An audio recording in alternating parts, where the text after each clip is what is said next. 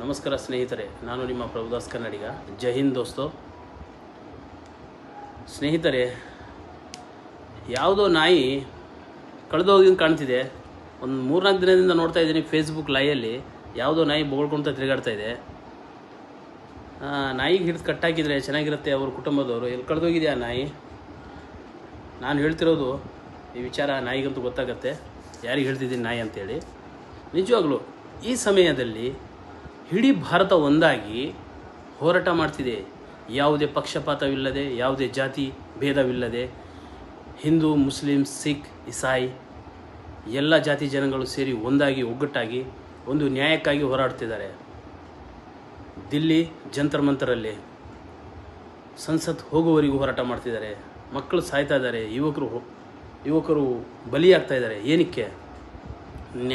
ನಾಳೆಯ ಫ್ಯೂಚರ್, ನಾಳೆಯ ಕುಡಿಗಾಗಿ ಅವರಿಗೆ ಒಳ್ಳೆಯ ವಿದ್ಯಾಭ್ಯಾಸ ಸಿಗಲಿ, ಒಳ್ಳೆಯ ಎಜುಕೇಷನ್ ಸಿಗಲಿ, ಒಳ್ಳೆಯ ನ್ಯಾಯ ಸಿಗಲಿ ಅಂತೇಳಿ ಎಷ್ಟು ಜನರು ಬಲಿಪಶಿ ಆಗ್ತಿದ್ದಾರೆ.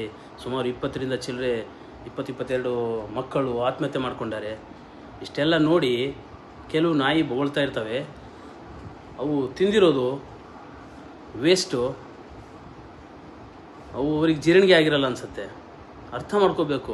ಕೆಲವು ಸಲ ನಾವು ನೋಡ್ತಾ ಇದ್ದೀನಿ ಫೇಸ್ಬುಕ್ಕಲ್ಲಿ ಈ ಪ್ರೊಟೆಸ್ಟ್, ಇಷ್ಟು ಮಕ್ಕಳು ಸೇರಿ, ಯುವಕರು ಸೇರಿ ಪ್ರೊಟೆಸ್ಟ್ ಮಾಡ್ತಾ ಇದ್ದಾರೆ. ಅದಕ್ಕೆ ಸಲ್ಯೂಟ್ ಮಾಡ್ತೀನಿ, ನಾನು ಸಮರ್ಪಣೆ ಮಾಡ್ತೀನಿ.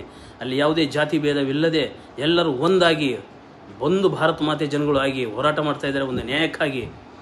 ಅಲ್ರಿ, ಇವತ್ತು ತಪ್ಪಾದರೆ ಸರ್ಕಾರದಿಂದ ಯಾರಿಗೆ ಕೇಳಬೇಕು? ಪಕ್ಕದ ಮನೆಯವ್ರಿಗೆ ಕೇಳಬೇಕಾ? ಇವತ್ತಿರೋ ಸರ್ಕಾರಕ್ಕೆ ಕೇಳಬೇಕು. ಅದು ನ್ಯಾಯ ಕಣ್ರಿ. ಅಲ್ಲಿ ಯಾವುದು ಪಕ್ಷವಿಲ್ಲ. ನಾವು ಯಾವುದು ಪಕ್ಷಕ್ಕೆ ಸಮರ್ಪಣೆ ಮಾಡಿ ನಾನು ಇವತ್ತು ಮಾತಾಡ್ತಿಲ್ಲ. ನಾನು ಸರ್ಕಾರಕ್ಕೆ ಕೇಳ್ತಾ ಇದ್ದೀನಿ. ನಮಗೆ ಹಕ್ಕಿದೆ ಸರ್ಕಾರಕ್ಕೆ ಕೇಳಿಗೆ. ಅಲ್ಲಿ ತಪ್ಪಾಗಿದೆ, ಮಕ್ಕಳು ಸಾಯ್ತಾ ಇದ್ದಾರೆ. ಇದೇ ರೀತಿ ಎಷ್ಟೋ ಶಾಲೆ ಮುಚ್ಚಾಕಿದ್ದಾರೆ. ಇದು ಯಾರಿಗೆ ಕೇಳಬೇಕು? ಈ ಇರೋ ಸರ್ಕಾರಕ್ಕೆ ಕೇಳಬೇಕು, ಈಗಿರೋ ಸರ್ಕಾರಕ್ಕೆ ಕೇಳಬೇಕು. ಅದು ಯಾವುದೇ ಸರ್ಕಾರ ಇರಲಿ, ಆ ಸರ್ಕಾರಕ್ಕೆ ಕೇಳೋ ಹಕ್ಕಿದೆ ನಮಗೆ. ಆ ಸರ್ಕಾರ ಅದನ್ನು ಸರಿಪಡಿಸ್ಬೇಕು. ಏನು ಧರ್ಮೇಂದ್ರ ಪ್ರಧಾನ್ ಶಿಕ್ಷಕ ಇದು ಮಿನಿಸ್ಟ್ರ್ ಇದ್ದಾರೆ, ಅವರು ರಾಜೀನಾಮೆ ಕೊಡಬೇಕು. ಸರ್ಕಾರ ಪೂರ್ತಿ ರಾಜೀನಾಮೆ ಕೊಡಬೇಕು. ಯಾಕಂದರೆ ಸರ್ಕಾರ ಭ್ರಷ್ಟಾಚಾರ ಬಹಳ ನಡೆದಿದೆ. ಅಲ್ರಿ, ಒಂದು ಯಾವುದೋ ಮಕ್ಕಳಿಗೆ, ಯಾವುದೋ ಹುಡುಗಿ ಯಾರೋ ಒಬ್ಬರು ಕೊಲೆ ಮಾಡಿಬಿಟ್ರೆ ಅವನಿಗೆ ನೇಣಾಗೋವರೆಗೂ ಜೈಲಲ್ಲಿ ಇಟ್ಕೊಳ್ತಾರೆ, ಅವನಿಗೆ ಜೀವಾವಧಿ ಶಿಕ್ಷೆ ಕೊಡ್ತಾರೆ, ಅವನಿಗೆ ನೇಣು ಹಾಕ್ತಾರೆ. ಇವರು ಧರ್ಮೇಂದ್ರ ಪ್ರಧಾನ್ ಅವರು ಪೇಪರ್ ಲೀಕ್ ಮಾಡಿ, ಎಕ್ಸಾಮ್ ಪೇಪರ್ ಎಲ್ಲ ನೀಟ್ ಪೇಪರ್ ಲೀಕ್ ಮಾಡಿ ಎಷ್ಟು ಮಕ್ಕಳು ಸತ್ತಾರೆ. ಇವರು ಆತ್ಮಹತ್ಯೆ ಮಾಡ್ಕೊಂಡು ಈ ಸಾವಿಗೆ ಯಾರು ಕಾರಣ? ಇವರು ಕ್ರಿಮಿನಲ್ ಮರ್ಡರ್ಸ್. ಇವ್ರಿಗೆ ನೇಣು ಹಾಕ್ಬೇಕನ್ರಿ. ಇವ್ರಿಗೆ ಹಿಂಗೆ ಫ್ರೀಡಮ್ ಆಗಿ ತಿರುಗಾಡ್ತಾ ಇದ್ದಾರೆ ರಾಜರೇಶ್ವರವಾಗಿ. ಏನು ರೀ, ಇವ್ರು ಅಪ್ಪರ್ದ ದೇಶ ಎಲ್ಲರದ್ದು ಕಣ್ರಿ ಅದು. ಈ ಸಮಯದಲ್ಲಿ ನಾನು ಇಂಡಿಯಾದಲ್ಲಿ ಇರ್ತಿದ್ರೆ ನನ್ನ ಜೀವ ಹೋದ್ರೂ ಚಿಂತೆ ಇಲ್ಲ. ನಾನು ದಿಲ್ಲಿಯಲ್ಲಿ ಹೋಗಿ ನಾನು ಆ ಹೋರಾಟದಲ್ಲಿ ನಾನು ಸಮರ್ಪಣೆ ಮಾಡ್ತಿದ್ದೆ, ನಾನು ಭಾಗಿಯಾಗ್ತಿದ್ದೆ. ನನ್ನ ಜೀವ ಹೋದ್ರೂ ಚಿಂತೆ ಇಲ್ಲ. ಆ ಭಾರತ ಯುವಕರಿಗಾಗಿ ನಾನು ಹೋರಾಡ್ತಿದ್ದೆ. ನಾನು ಈ ಸಮಯದಲ್ಲಿ ಹೊರಗಿದ್ದೀನಿ. ಹಾಗಾಗಿ ನಾನು ನನ್ನ 2 ಮಾತು ನಾನು ಸೋಷಲ್ ಮೀಡಿಯಾ ಮುಖಾಂತರ ನನ್ನ ಸಮರ್ಪಣೆ ಆ ದೇಶದ ಜನಗಳಿಗೆ, ಆ ಭಾರತ ದೇಶದ ಜನಗಳಿಗೆ, ಆ ಪ್ರೊಟೆಸ್ಟ್ ಏನು ನಡೀತಿದೆ ಇವಾಗ ಯುವಕರ ಮುದ್ದೆಗಾಗಿ, ಆ ಯುವಕರ ಹೋರಾಟಕ್ಕಾಗಿ, ಅವರು ಏನು ಅವರಿಗೆ ಮೋಸವಾಗಿದೆ ಆ ನ್ಯಾಯಕ್ಕೆ ನಾನು ಸಪೋರ್ಟ್ ಮಾಡ್ತೀನಿ. ಅವ್ರ ಹೋರಾಟಕ್ಕೆ ನಾನು ಸಮರ್ಪಣೆ ಮಾಡ್ತೀನಿ, ನಾನು ಬಲ ಕೊಡ್ತೀನಿ.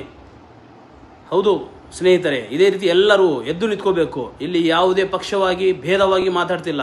ಈ ಸಮಯದಲ್ಲಿ ಒಬ್ರು ಯಾರೋ ಫೇಸ್ಬುಕ್ಕಲ್ಲಿ ಅವರು ದೇಶ ಬಿಟ್ಟು ಯಾವುದೋ ದೇಶಕ್ಕೆ ತಿರುಗಾಡಿ ಆ ಪ್ರೊಟೆಸ್ಟ್ ನಡೀತಿರೋ ಆ ಪ್ರೊಟೆಸ್ಟಿಗೆ ಉಗಿದು ಮಾತಾಡ್ತಾರೆ. ಆ ಪ್ರೊಟೆಸ್ಟಿಗೆ ನಾನು ಖಂಡಿಸ್ತೀನಿ ಕಣ್ರಿ ಅಂತ ಹೇಳ್ತಾರೆ. ಅವನ ಮುಖಕ್ಕೆ ನಾನು ಉಗಿತೀನಿ. ನಿನ್ನ ಮುಖಕ್ಕೆ, ನಿನಗೆ ತಲೆ ಇಲ್ಲ, ಬುದ್ಧಿ ಇಲ್ಲ. ನಾಯಿ ಹೇಳ್ತಿಂದ ಎಲ್ಲೆಲ್ಲಿ ತಿರುಗಾಡ್ತೀರಾ? ನಿಮಗೆ ಬುದ್ಧಿ ಇಲ್ವಾ? ಇಷ್ಟು ಜನ ಸಾಯ್ತಿದ್ದಾರೆ, ಇಷ್ಟು ಮಕ್ಕಳು ಸತ್ತಿದ್ದಾರೆ, ಇಷ್ಟು ಜನ ಕೈಕಾಲು ಮುರ್ಕೊಂಡಾರೆ, ತಲೆ ಬಿಚ್ಕೊಂಡಾರೆ, ಹೊಡೆದು ಪೊಲೀಸರು ಸಾಯಿಸ್ತಾ ಇದ್ದಾರೆ. ಅದು ಕೂಡ ಬ್ಯಾಡ್ಜ್ ನೇಮ್ ಇಲ್ದಂಗೆ ನಕಲಿ ಪೊಲೀಸರು ಸೇರಿ ಹೊಡಿತಾ ಇದ್ದಾರೆ, ಒಳಗೆ ಗುಂಡಗಳು ಸೇರಿ ಹೊಡಿತಾ ಇದ್ದಾರೆ. ನಿಮಗೆ ಅದನ್ನು ಗೊತ್ತಾಗಲ್ವಾ? ನಿಮಗೆ ಎಡೆಟ್ ಹಿಡಿಯೋ ಗೋಧಿ ಮೀಡಿಯಾ ವಿಡಿಯೋ, ಏನು ಗೋಧಿ ಮೀಡಿಯಾ ಜೊತೆಗೆ ನೀವು ಸೇರ್ಕೊಂಡು ನೀವು ಎಂಜಿಲ್ ತಿಂದುಬಿಟ್ಟು ಎಲ್ಲಿ ಬೇಕಲ್ಲಿ ತಿರುಗಾಡಿ ಹೆಂಗೆ ಬೇಕು ನಿಮ್ಗೆ ಇಂಟರ್ನೆಟಲ್ಲಿ ಮಾತಾಡೋಕ್ಕೆ ಬರುತ್ತಂತೇಳಿ ಹೆಂಗೆ ಬೇಕು ಹಂಗೆ ಮಾತಾಡ್ತೀರಾ? ನಾಚಿಕೆ ಆಗಲ್ಲ ನಿಮಗೆ? ಈ ದೇಶದಲ್ಲಿ ನ್ಯಾಯವಾಗಿ ಮಾತಾಡೋಕ್ಕೆ ಎಲ್ಲರಿಗೂ ಹಕ್ಕಿದೆ ಕಣ್ರಿ. ಮಾತಾಡಬೇಕು, ಕರೆಕ್ಟಾಗಿ ಮಾತಾಡಬೇಕು. ಇವತ್ತು ಕೋಟಿಗಟ್ಟಲೆ ಜನ, ಲಕ್ಷಾಂತರ ಜನ ಪ್ರತಿಭಟನೆ ಮಾಡ್ತಿದ್ದಾರೆ. ಅವರು ಆತಂಕವಾದಿಗಳು? ಅವ್ರು ಪಾಕಿಸ್ತಾನದಿಂದ ಬಂದಾರ, ಚೈನಾದಿಂದ ಬಂದಾರ? ಇಷ್ಟು ವರ್ಷ 14 ವರ್ಷ ಆಯ್ತಲ್ಲ, 2014 ಇದು ಆಯ್ತಲ್ಲ ನಿಮ್ಮ ಸರ್ಕಾರ. ಇವಾಗ ಎಷ್ಟು ವರ್ಷ ಆಗ್ತಿದೆ? ಇಷ್ಟು ವರ್ಷದಿಂದ ಏನು ಮಾಡ್ತಿದೆ ಸರ್ಕಾರ? 12-13 ವರ್ಷ ಆಗ್ತಿದೆ ಅಲ್ವಾ? ಅವರೆಲ್ಲ ಆತಂಕವಾದಿ ಹಿಡಿದು ಹೊರಗಾಕ ಆಗಿದಿಲ್ವಾ? ಇವರು ಆತಂಕವಾದಿನ ಅವ್ರು ತಿರುಗಾಡ್ತಿರೋದು ಅವ್ರು ಒರಿಜಿನಲ್ ಭಾರತೀಯರು ಕಣ್ರಿ, ಒರಿಜಿನಲ್ ಇಂಡಿಯನ್ಸ್ ಕಣ್ರಿ. ಅವ್ರು ಹೋರಾಟ ಮಾಡ್ತಿರೋದು ಎಲ್ಲರಿಗಾಗಿ, ಅವ್ರ ವ್ಯಕ್ತಿಗಾಗಿ ಅಲ್ಲ. ಅವರು ಜೀವ ಪಣೆ ತೊಟ್ಟಿ ಹೋರಾಟ ಮಾಡ್ತಾ ಇದ್ದಾರೆ. ನಾನು ಬೆಸ್ಟ್ ಆಫ್ ಸಲ್ಯೂಟ್ ಹೊಡಿತೀನಿ. ಎಲ್ಲ ಪಕ್ಷಗಳು ಸಮರ್ಪಣೆ ಮಾಡಿದ್ದಾರೆ, ಎಲ್ಲ ಜಾತಿ ಜನಾಂಗಗಳು ಸಮರ್ಪಣೆ ಮಾಡಿದ್ದಾರೆ. ಅಲ್ಲಿ ಯಾವುದೇ ಭೇದ ಭಾವ ಇಲ್ಲದೆ. ಅದೇ ರೀತಿ ನಾವು ಯುವಕರು, ನಾವು ಹೋರಾಡಬೇಕು. ನಮ್ಮ ಮಕ್ಕಳಿಗಾಗಿ, ನಮ್ಮ ಪ್ರಜೆ ಉಳ್ಕೋಬೇಕು, ನಮ್ಮ ಜಾತಿ ಜನಾಂಗ ಉಳ್ಕೋಬೇಕು ರೇ. ಅದೇರ್ರಿ ಫೇಸ್ಬುಕ್ಕಲ್ಲಿ ಮಾತಾಡ್ತಿರ್ಕೊಂತೀನಿ, ನೀನು ಯಾವತ್ತರ ತಾಯಿ ಹಾಲು ಕುಡಿದಿದ್ಯಾ? ನಿಜವಾಗ್ಲೂ ನೀನು ತಾಯಿ ಹಾಲು ನೀನು ಕುಡಿದಿಲ್ಲ ಕಣೋ, ನಿನಗೆ ಬುದ್ಧಿ ಇಲ್ಲ. ನೀನು ಗೊಬ್ಬರ ತಿಂದಿದ್ಯಾ, ಸಗಣಿ ತಿಂದಿದ್ಯಾ, ಹುಚ್ಚ ಕುಡಿದಿದ್ಯಾ, ದನದ ಕುಡಿದಿದ್ಯಾ. ಅದಕ್ಕಾಗಿ ನಿನಗೆ ಹೆಂಗೆ ಬೇಕು ಹಂಗೆ ಮಾತಾಡ್ತೀಯ. ನೀನು ಒಂದು ತಾಯಿ ಹಾಲು ಕುಡಿತಿದ್ರೆ ಆ ತಾಯಿ ಕಷ್ಟಗಳು ನಿನಗೆ ಗೊತ್ತಾಗ್ತಿತ್ತು. ಆ ಮಕ್ಕಳು ತೀರೋಗಿದಾರಲ್ಲ, ಆತ್ಮಹತ್ಯೆ ಮಾಡಿದಾರಲ್ಲ ಅವ್ರ ತಾಯಿ, ಆ ತಾಯಿ ಕಣ್ಣೀರು ನಿನಗೆ ಗೊತ್ತಾಗ್ತಿತ್ತು. ಇವತ್ತು ನೀನು ಒಂದು ಪಕ್ಷವಾಗಿ ಮಾತಾಡ್ತಿದೀಯಾ, ಒಂದು ಜಾತಿಯಾಗಿ ಮಾತಾಡ್ತಿದೀಯಾ. ನಾಚಿಕೆ ಆಗ್ಬೇಕು ನಿನಗೆ.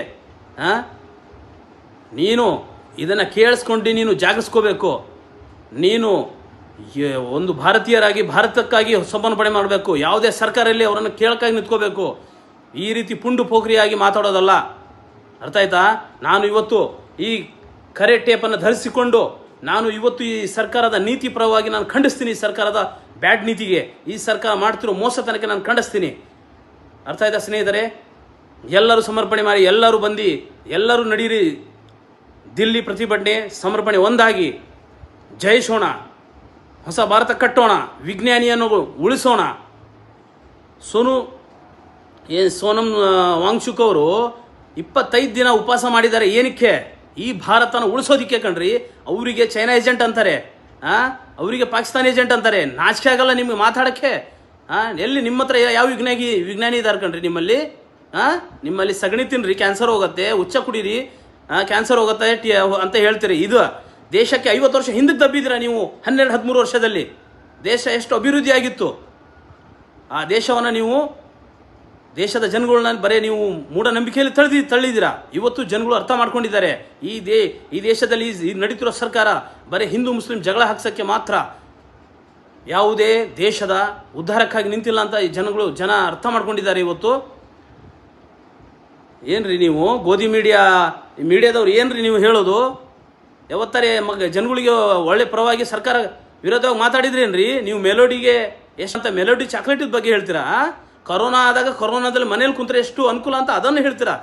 ನಾಚಿಕೆ ಆಗಲ್ಲ ನಿಮಗೆ? 2000 ನೋಟಲ್ಲಿ ಚಿಪ್ ಇದೆ ಅಂತ ಹೇಳ್ತೀರಾ, ಜನಗಳಿಗೆ ಭ್ರಮೆ ತಲುಪಿಸ್ತೀರಾ. ನೀವು ನ್ಯಾಷನಲ್ ಟಿವಿ ಮೀಡಿಯಾದವರು, ನೀವು ಗೋಧಿ ಮೀಡಿಯಾದವರು, ಬುದ್ಧಿ ಇಲ್ವಾ ನಿಮಗೆ? ನಿಮಗೆ ಮಕ್ಕಳಿದಾರಲ್ಲ, ನಿಮಗೂ ಮಕ್ಕಳಿದಾರಲ್ಲ, ಹೆಣ್ಮಕ್ಳಿದ್ದಾರೆ, ಗಂಡು ಮಕ್ಕಳಿದ್ದಾರೆ. ಎಷ್ಟು ಭ್ರಷ್ಟಾಚಾರ ನಡೀತಿದೆ ಇಂಡಿಯಾದಲ್ಲಿ. ಅದನ್ನು ಖಂಡಿಸಿ ಮಾತಾಡಿ ಒಳ್ಳೆ ರಾಜ್ಯ ಕಟ್ಟಬೇಕು ಕಣ್ರಿ, ಒಳ್ಳೆ ದೇಶ ಕಟ್ಟಬೇಕು. ಎಲ್ಲ ದೇಶ ಇವಾಗ ಮುಂದೆ ಹೋಗ್ತಿದೆ, ನಮ್ಮ ದೇಶ ಹಿಂದಕ್ಕೆ ಹೋಗ್ತಿದೆ. ನೀವು ಗೋಧಿ ಮೀಡಿಯಾದವರು ನಮ್ಮ ದೇಶ ಮುಂದೆ ಹೋಗಿದ್ದಿಂದ ಎಡಿಟ್ ಮಾಡಿ ತೋರಿಸ್ತೀರಾ. ನಾಚಿಕೆ ಆಗಲ್ಲ? ನಾವು ಹೊರದೇಶದಲ್ಲಿ ತಿರುಗಾಡ್ತಾ ಇದ್ದೀವಿ ಇವಾಗ. ನಮಗೆ ಗೊತ್ತಿದೆ ಎಷ್ಟು ಹಿಂಸೆ ನಮಗೆ ಆಗ್ತಾವ ಅಂತೇಳಿ. ಇಲ್ಲಿ ಇಂಡಿಯನ್ಸ್ ಅಂತ ಹೇಳಿದಾಗ ಉಗಿತಾರೆ ಕಣ್ರಿ ಈ ಜನಗಳು. ನಿಮ್ಮ ದೇಶದ ಪ್ರಧಾನಮಂತ್ರಿ ಇಷ್ಟು ದಡ್ಡನ ಅಂತೇಳಿ ಇಷ್ಟು ಜನಗಳಿಗೆ ಸಾಯಿಸಿದ್ದಾರೆ, ಇಷ್ಟಿಷ್ಟು ದಿನದಿಂದ ಪ್ರತಿಭಟನೆ ಮಾಡ್ತಿದ್ದಾರೆ, ಅವ್ರ ಕಡೆ ನೋಡಲ್ಲ ಹೋಗಲ್ಲ ಅಂತೇಳಿ. ಅದನ್ನು ಅರ್ಥ ಮಾಡ್ಕೋಬೇಕು. ನಾನು ಏನಾರು ತಪ್ಪಾಗಿ ಮಾತಾಡಿದರೆ ಕ್ಷಮಿಸಿ, ಆದರೆ ನಾನು ಮಾತಾಡಿರೋದು ಸರಿ ಇದೆ. ನಾನು ಖಂಡಿಸ್ತೀನಿ ಸರ್ಕಾರಕ್ಕೆ, ಸರ್ಕಾರ ನೀತಿಗೆ ಖಂಡಿಸ್ತೀನಿ. ಜೈ ಹಿಂದ್, ಜೈ ಕರ್ನಾಟಕ, ಜೈ ಭಾರತ್ ಮಾತೆ. ಎಲ್ಲರೂ ಒಂದಾಗಿ ದೇಶ ಬದಲಿಸೋಣ. Thank you.